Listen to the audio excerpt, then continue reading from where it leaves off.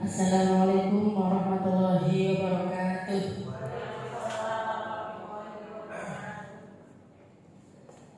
Kepada Bapak Kepala Sekolah yang kami hormati, kepada Bapak Ibu Dewan Guru dan staf karyawan yang kami hormati. Pertama, marilah kita panjatkan puji syukur kehadirat Allah Subhanahu wa Ta'ala yang telah senantiasa melimpahkan rahmat dan hidayahnya kepada kita semua, sehingga pada hari ini kita dapat berkumpul dalam acara diseminasi budaya positif oleh guru penggerak angkatan 7 Ibu Ainul Kiromah SHI. Salawat serta salam semoga tetap dilimpahkan kepada junjungan kita Nabi besar Muhammad SAW yang telah membawa kita dari zaman kegelapan menuju zaman yang terang benderang ini. Saya sebagai pembawa acara akan membacakan susunan acara pada pagi hari ini. Yang pertama, pembukaan. Yang kedua, sambutan kepala sekolah. Yang ketiga, acara inti diseminasi budaya positif oleh guru penggerak. Dan acara keempat, penutup. Untuk acara yang pertama, pembukaan, adalah kita buka acara pada hari ini dengan membaca Al-Fatihah. Al-Fatihah.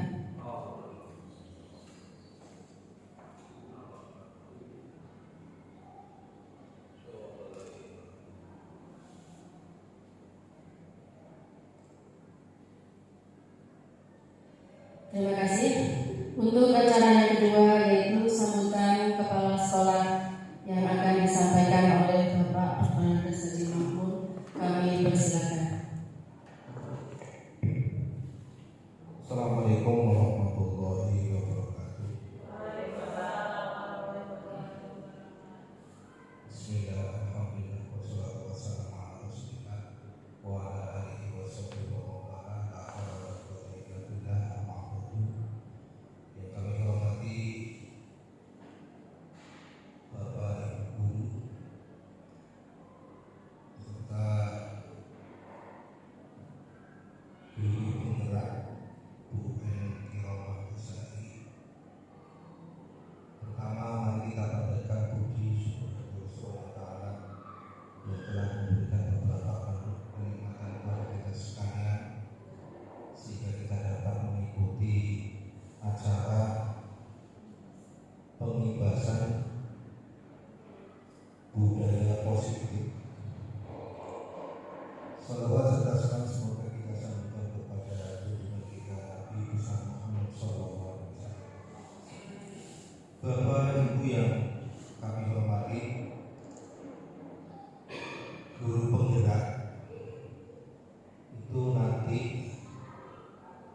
pada akhirnya itu akan menjadi contoh bagi Bapak Ibu yang masuk ke guru penggerak. Guru penggerak itu slogannya bergerak, tergerak, menggerakkan. Bergerak, tergerak, menggerakkan. Semoga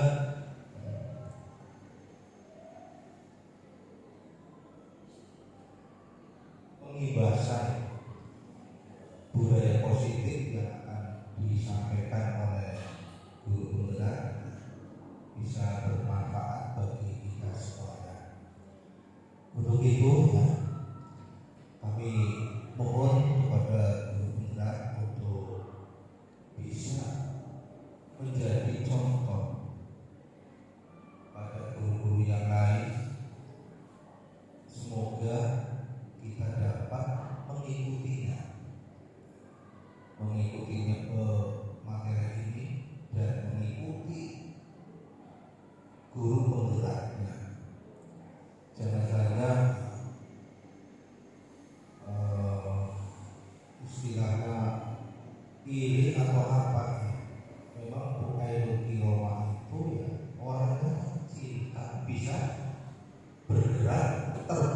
dan menggerakkan. Maka dari itu ya kami mohon Bapak Ibu guru bisa mengikuti menjadi guru penggerak seperti Bu Endang yang masih muda, apalagi Bu Ulia yang masih muda sekali. Semoga kita bisa mengikuti. Untuk itu ya kami mohon dengan sangat ilmu yang dipelajari pada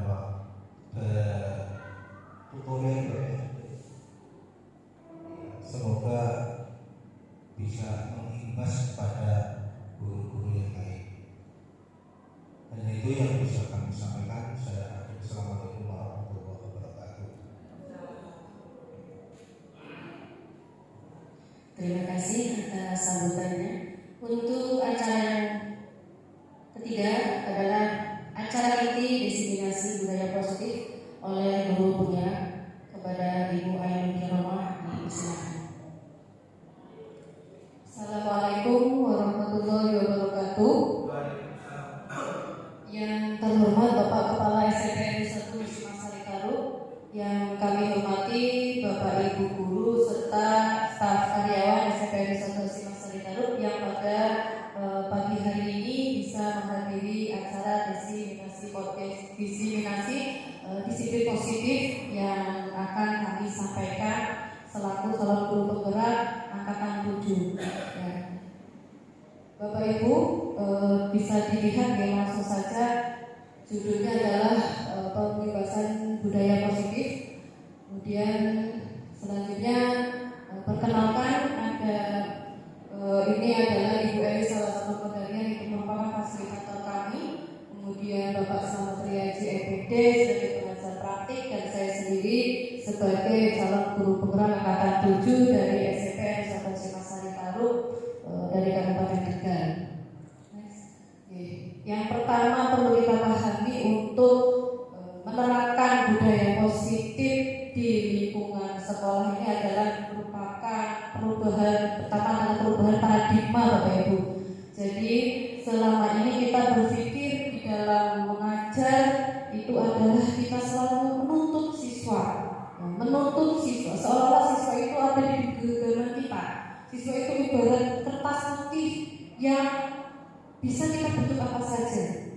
Nah, untuk memulai budaya positif ini kita harus mengubah mindset atau perubahan paradigma belajar yang ada di lingkungan sekolah kita. Karena ketika kita mau berubah, kita mau bergerak, ya, itu akan menjadi faktor kunci dalam meningkatkan mutu pendidikan ke arah lebih baik. Kita harus mengubah mindset kita dari menuntut menjadi menuntun siswa. Ibarat sebuah padi, siswa itu sebuah padi atau tanaman. Kita sebagai guru ya memperbaiki keadaan tanah ya, agar tanaman tadi itu bisa tumbuh dengan baik. Kemudian yang kedua, kita senantiasa ya menuntut siswa untuk menjadi apa yang kita inginkan. Itu sebenarnya tidak boleh, karena siswa itu sudah memiliki bakat alam tersendiri. Ya, kita hanya bisa menuntut dan juga memperbaiki tingkah laku mereka. Yang kedua, disiplin positif, Bapak Ibu. Disiplin positif ini adalah merupakan pendekatan, ya, yang merupakan pendekatan mendidik anak untuk melakukan kontrol diri dan pembentukan kepercayaan diri. Disiplin ini berbeda dengan hukuman, Bapak Ibu, karena disiplin ini adalah terbentuk dalam diri siswa sendiri.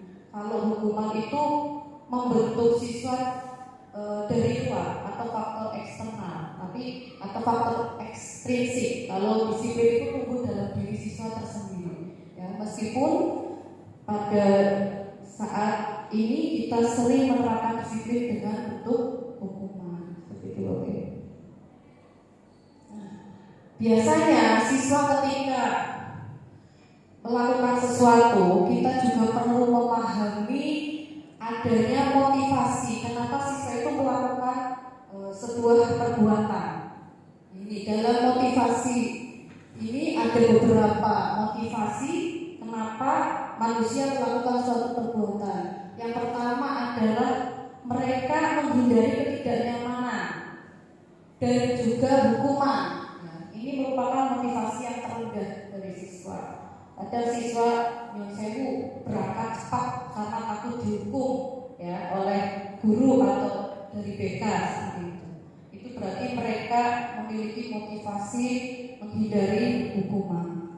Kemudian yang kedua, mendapatkan imbalan atau penghargaan dari orang lain. Ya, ini merupakan satu tingkat motivasi yang lebih tinggi. Contoh, nanti anak-anak kalau nilai IPS-nya 100 saya kasih hadiah seperti itu. Itu merupakan motivasi untuk mendapatkan imbalan atau penghargaan dari seorang guru. Ini juga motivasi ekstrinsik. Nah, dalam disiplin positif ini kita perlu membangun motivasi yang intrinsik. Jadi tumbuh dalam diri, bukan karena sesuatu. Yang ketiga, untuk menjadi orang yang mereka inginkan dan menghargai diri sendiri dengan nilai-nilai yang mereka percaya. Contoh, ada seseorang siswa, ya, mereka punya cita-cita ingin menjadi pemain sepak bola, tetapi orang tuanya menginginkan dia untuk menjadi seorang guru. Kemudian siswa tersebut ya mengesampingkan keinginannya untuk menjadi pemain bola dengan mengikuti apa yang diberitakan orang tuanya, yaitu menjadi seorang guru. Itu merupakan motivasi menjadi seorang yang diinginkan. Jadi ini adalah beberapa teori motivasi perilaku manusia. Selanjutnya ya, ada beberapa 5 kebutuhan dasar manusia. Jadi menjadi seorang guru kita juga perlu memahami kebutuhan dasar seorang siswa. Yang pertama adalah kebutuhan bertahan hidup, yaitu kebutuhan yang bersifat fisiologis untuk bertahan hidup, misalnya kesehatan, rumah, dan makanan. Ya.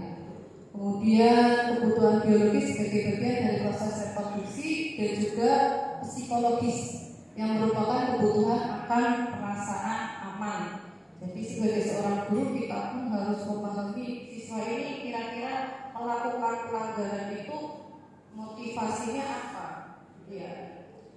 Nah, ini kebutuhan dasar mereka itu didasarkan atas apa, nanti kita bisa menentukan penyelesaian untuk menyelesaikan masalah dengan siswa. Yang kedua adalah kasih sayang dan rasa diterima. Ya, kebutuhan ini merupakan kebutuhan psikologis ya, yang merupakan kebutuhan untuk disayang dan diterima, ya, merupakan kebutuhan sosial. Yang ketiga adalah pengakuan atas kemampuan ya, yang berhubungan dengan kekuatan untuk mencapai sesuatu, menjadi kompeten, menjadi terampil, diakui atas prestasi, keterampilan, dan didengarkan serta memiliki rasa harga diri. Ini merupakan kebutuhan penguasaan. Jadi memang ketika kita menerapkan disiplin positif harus melihat dulu latar belakang dari siswa yang kita tangani seperti itu, Bapak Ibu. Yang keempat adalah kebutuhan akan kebebasan. Ya. Kebutuhan untuk bebas, yaitu kebutuhan akan kemandirian, otonomi, memiliki pilihan, dan mampu mengendalikan arah hidup seseorang. Terkadang Bapak Ibu siswa ketika melakukan sebuah pelanggaran mungkin ada motivasi kebutuhan akan kebebasan ya, dengan peraturan-peraturan sekolah, apalagi kita kemarin kan baru saja pandemi selama 2 tahun ya, dan ini untuk membangkitkan kembali motivasi belajar siswa itu agak sedikit berat ya Bapak Ibu. Mereka sudah terbiasa bebas, tidak datang ke sekolah jam 7 sampai terikat dengan jam belajar. Mereka kan belajar di rumah. Nah, ini perlu ditelusuri juga kebutuhan akan kebebasan siswa. Kemudian yang kelima adalah kesenangan, yaitu kebutuhan untuk mencari kesenangan, bermain dan tertawa. Ya. Terkadang kita menemukan pelanggaran di kelas itu ya, siswa ada yang ketika guru kosong begitu ya, kemudian mereka bahasa Tegal itu tabuhan ya, bermain meja, ada yang meja ditumpuk-tumpuk seperti menara dan sebagainya. Ini merupakan kesenangan ya, memang anak-anak seperti itu psikologisnya ya, kadang mereka mencari kesenangan, apalagi ketika menunggu bapak ibu guru tidak datang ke kelas ya, mereka tidak bisa diam, mereka mencari kesenangan dengan teman-temannya. Berikutnya, nah untuk mengantisipasi permasalahan dengan siswa, bapak ibu guru bisa menempatkan diri menjadi 5, salah satu dari 5 yang biasa ditempatkan ya, 5 posisi kontrol kita. Yang pertama, kita bisa menjadi seorang penghukum. Ya, mungkin selama ini yang sering saya lakukan secara pribadi juga sebelum mengikuti guru penggerak ini, saya sering menjadi seorang penghukum. Artinya menghukum siswa yang tidak melakukan apa yang kita perintahkan. Contoh, tidak mengerjakan PR ya, mereka disuruh berdiri di depan kelas. Nah, posisi ini kurang tepat Bapak Ibu, karena siswa akan menjadi merasa rendah diri ya. Dan juga ini bukan posisi kontrol yang baik, karena mereka tidak memiliki motivasi intrinsik yang ada di dalam diri mereka. Yang kedua, membuat merasa bersalah ya. Ketika kita melihat siswa melanggar, kita sering menempatkan diri menjadi pembuat merasa bersalah, di mana posisi ini guru atau orang tua akan bersuara lembut ya, menggunakan keheningan, membuat orang lain merasa tidak nyaman, bersalah atau rendah diri ya. Ini kurang bagus juga, karena siswa akan merasa rendah diri. Kamu kenapa berbuat seperti itu? Ya, kita kadang sering menggentak siswa seperti itu. Itu tidak bagus, itu salah, itu tidak pas ketika kita terapkan kepada siswa-siswi kita. Kemudian yang ketiga adalah manajer. Nah, di posisi ini guru berbuat sesuatu bersama dengan murid, mempersilakan murid mempertanggungjawabkan perilakunya, mendukung murid agar dapat menemukan solusi atas permasalahannya sendiri. Ini yang nanti akan kita bahas melalui restitusi. Ya. Jadi ketika ada siswa yang bermasalah, ya, kita panggil siswa itu, kemudian kita tanya kenapa dia berbuat seperti itu. Pasti mereka punya alasan. Ya. Kamu tahu ya, bahwa itu salah, lalu apa solusinya? Misalkan ya, contoh Bu Ita sebagai kru BK ya, yang sering menemukan siswa terlambat ya, siswa yang sering terlambat bisa dipanggil ya, kemudian ditanya kenapa dia terlambat. Pasti dia punya alasan sendiri mengapa dia terlambat. Nah, kemudian bagaimana supaya tidak terlambat lagi? Biarkan siswa itu mencari solusi sendiri. Nanti dia akan berpikir, ya, dan dia akan tahu bahwa keterlambatan itu adalah sebuah pelanggaran. Ini ketika kita menjadi seorang manajer. Kemudian teman. Nah, di posisi ini guru juga bisa memposisikan diri sebagai seorang teman bagi siswa. Nah, guru tidak menyakiti murid, namun akan tetap berupaya mengontrol murid melalui pendekatan persuasif, friendship, ya, lebih akrab dengan siswa. Siswa mungkin diajar ngobrol dari hati ke hati seperti itu. Kemudian yang kelima adalah pemantau, ya, mengawasi, bertanggung jawab atas perilaku siswa yang kita awasi.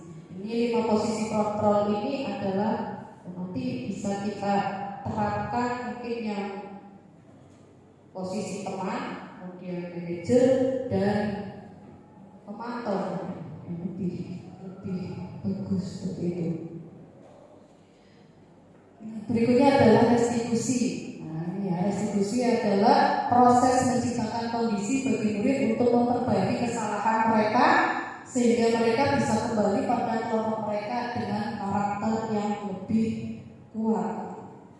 Restitusi juga adalah proses kolaboratif yang mengajarkan murid untuk mencari solusi untuk masalah dan membantu murid berpikir tentang orang seperti apa yang mereka inginkan dan bagaimana mereka memperlakukan orang lain. Nah, ini adalah merupakan solusi yang baik untuk menyelesaikan permasalahan terhadap siswa yang kita alami sehari-hari dalam pembelajaran.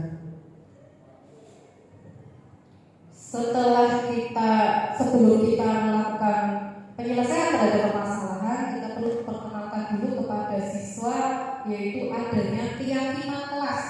Nah, jadi setiap peraturan saya Bapak Ibu di kelas, khususnya wali kelas maupun guru BK, itu sebaiknya jangan dibuat oleh guru sendiri, tetapi dimusyawarahkan dengan siswa. Dan setelah adanya keyakinan kelas, ini kemudian muncul kesepakatan kelas. Contoh, anak-anak, coba kita bikin kesepakatan kelas pada pelajaran matematika. Apa saja anak-anak? Terus anak-anak nanti bilang, Bu, 1 pelajaran matematika tidak boleh ngantuk. Ya. Apalagi 2, misalkan pelajaran matematika tidak boleh nyontek, seperti itu. Kemudian apalagi yang ketiga tidak boleh membuat ribut, tidak boleh makan di kelas itu. Ya. Keyakinan kelas adalah salah satu disiplin positif yang bisa kita terapkan dalam membangun budaya positif di sekolah. Dengan adanya keyakinan kelas, di setiap kelas diharapkan dapat mewujudkan tujuan pendidikan yang berorientasi pada profil belajar Pancasila. Ya, jadi kita kan sudah tahu ada 6 profil belajar Pancasila. Nanti kesepakatan kelas itu dibuat yang menuju kepada pembentukan profil belajar Pancasila. Demikian juga dengan BK. Kalau BK sebenarnya lebih luas ya, berarti tidak tata tertib sekolah itu dimusyawarahkan dengan siswa. Caranya bagaimana kalau kelas kita itu banyak ya? Kalau di SD mungkin hanya berapa 6 kelas gitu ya. Kalau di SMP kan kita sampai 30 kelas. Ya mungkin bisa melalui perwakilan kelas seperti itu. Dan ketua kelas memusyawarahkan juga dengan anggotanya. Intinya peraturan tata tertib sekolah itu harus dibuat bersama siswa, Bu. Jadi ketika mereka melanggar, mereka itu sudah tahu bahwa itu adalah kesepakatan yang mereka buat. Ya. Kalau selama ini kita membuat tata tertib, kita sendiri 1, 2, 3. Kalau di dalam budaya positif itu tidak demikian. Jadi membuat kesepakatan kelas, jadi kesepakatan sekolah. Ya. Tidak boleh terlambat. Berangkat jam berapa, anak? Jam 7. Pelajaran jam 7, berarti kalian berangkat jam 7 ya. Kemudian apalagi dan sebagainya. Memang untuk memulai ini repot, saya sendiri juga bagaimana, dari mana dan sebagainya. Tapi kalau kita bersama-sama, insya Allah disiplin positif ini bisa diterapkan di sekolah kita sehingga sekolah kita menjadi sekolah yang memiliki siswa-siswa yang sesuai dengan karakter profil belajar Pancasila. Kemudian untuk penyelesaian dengan segitiga restitusi, ya, tadi yang kita sudah pada materi yang sebelumnya itu ada restitusi. Nah, untuk melakukan penyelesaian terhadap siswa itu kita bisa menggunakan metode segitiga restitusi. Dengan cara apa? Yang pertama ada 3 langkah. Yang pertama menstabilkan identitas. Bagaimana caranya supaya siswa itu tidak merasa minder ketika melakukan kesalahan. Contoh, ya, anak datang terlambat, kita panggil. Ya. Terus kita tanya mereka, kenapa mereka datang terlambat? Dan kenapa kamu datang terlambat? Saya tadi malam main jajan dan sebagainya sampai malam dulu. Ya memang sudah biasa manusia itu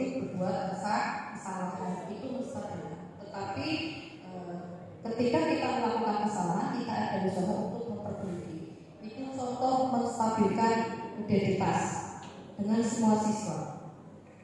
Yang kedua adalah validasi tindakan. Ya, tadi kita tanya kenapa dia melakukan kesalahan, alasannya apa, dan kesalahan itu mereka tahu bahwa itu adalah sebuah kesalahan, sehingga mereka menyadari. Ya, kamu tahu bahwa terlambat itu adalah melanggar peraturan kesepakatan seperti itu. Iya, saya tahu. Nah, ini siswa menyadari kesalahannya sendiri, ya, tanpa kita paksa. Kalau itu sudah masuk di dalam hati mereka, insya Allah besok nanti tidak akan terlambat. Ini adalah proses penyelesaian, ya, strategi yang dapat dilakukan dengan menciptakan kondisi menuntun murid untuk memperbaiki kesalahan-kesalahan yang mereka lakukan. Ya, mungkin dalam hal ini guru BK mungkin akan lebih harus melakukan sering melakukan ini, ya, segitiga restitusi tersebut. Prakteknya memang sulit, tapi kalau kita berusaha, insya Allah tidak ada yang tidak mungkin. Demikian yang dapat kami sampaikan, Bapak Ibu. Barangkali sebelum saya tutup, ada pertanyaan? Silakan yang mau bertanya, kami buka 2 sesi pertanyaan, monggo.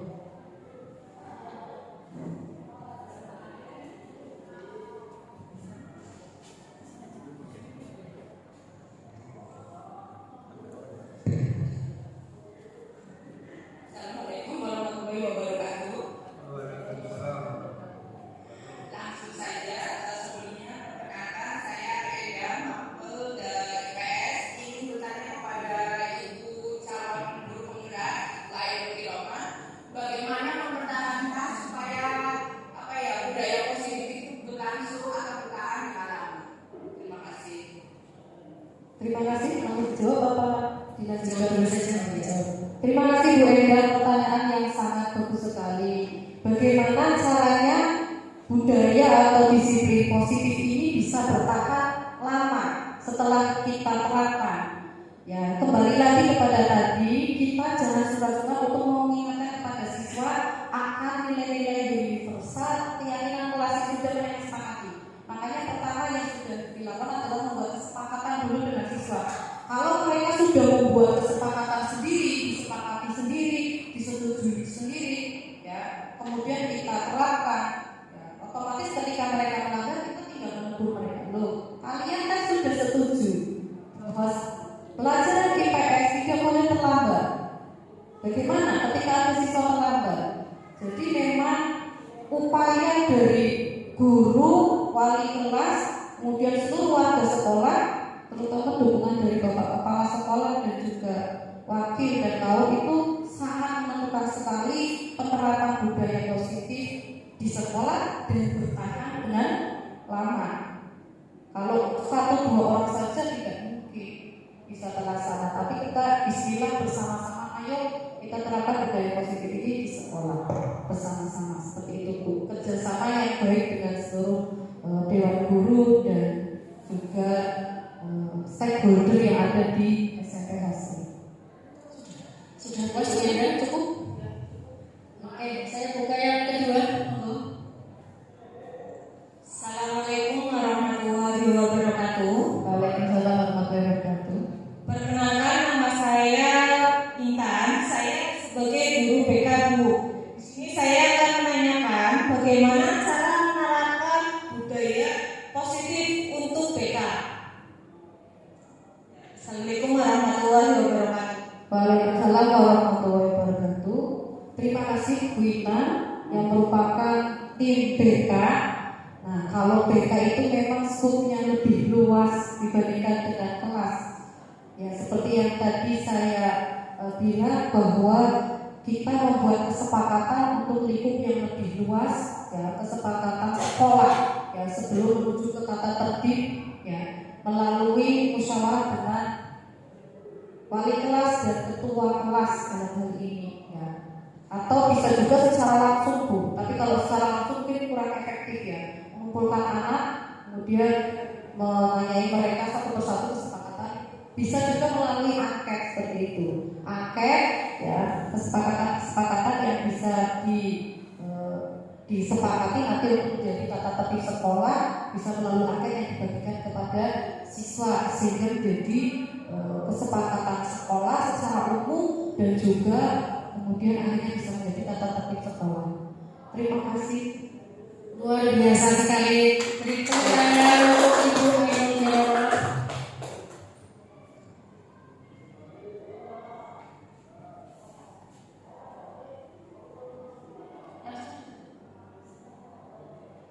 Demikian yang dapat kami sampaikan Bapak Ibu, kurang lebihnya mohon maaf apabila ada kesalahan kata dan semoga bermanfaat.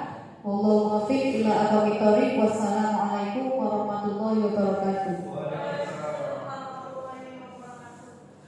Terima kasih saya sampaikan kepada Ibu Ainul Kiromah yang telah memberikan materi yang luar biasa, yaitu tentang disiplin budaya positif. Semoga kita sebagai guru dapat mengimplementasikan atau menerapkan kepada peserta didik kita. Ternyata jadi guru itu tidak hanya menjadi guru mengajar dan mendidik saja ya. Kita juga harus bisa menjadi teman, bisa menjadi manajer, juga bisa menjadi pemantau. Demikian tadi rangkaian acara pada hari ini, dan yang terakhir adalah acara penutup. Mari kita tutup dengan bacaan hamdalah bersama-sama. Saya sebagai pembacara barangkali ada tutur kata yang kurang berkenan, mohon maaf sebesar-besarnya. Saya akhiri. Assalamualaikum warahmatullahi wabarakatuh.